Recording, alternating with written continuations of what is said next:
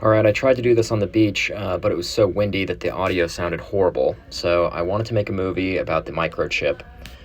Here it is. It's tiny. It's 80 centimeters long, and it is a challenging foil board. I'll tell you what. It is super fun. Tiny. There's my hand there, sort of as a reference. Pretty much your foot is on the far back as you can go, and as far forward as you can go. The grip is good, although it's sort of coming up in one spot there, so maybe I'll have to glue it back down again. Naish did a great job with this one.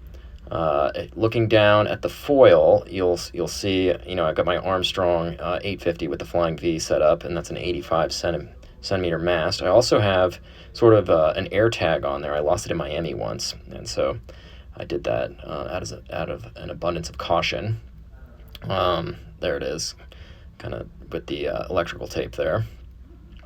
It's a fun board, super challenging though. I often give this to my friends and joke around and kind of say, hey, I'll give you $100 if you can ride it, because it's so tough.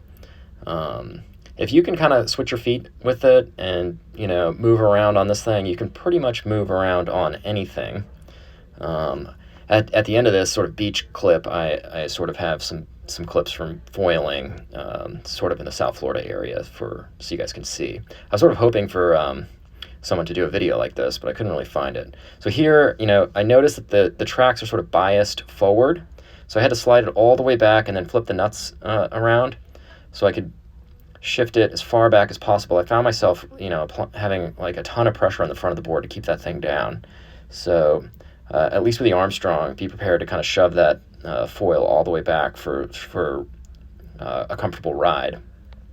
But super stoked with it. You're sort of spoiled with the Armstrong, honestly. Once you get sort of figured this thing out, everything else feels bulky, clunky, and just excessively large. And it's a real treat. But I would say, it's going to take you back to almost beginner mode, I would have to say. Like, before this board, I was on the Cabrina Special Agent, and I think that was 105 centimeters. And I went to this thinking, 105 centimeters, I got that.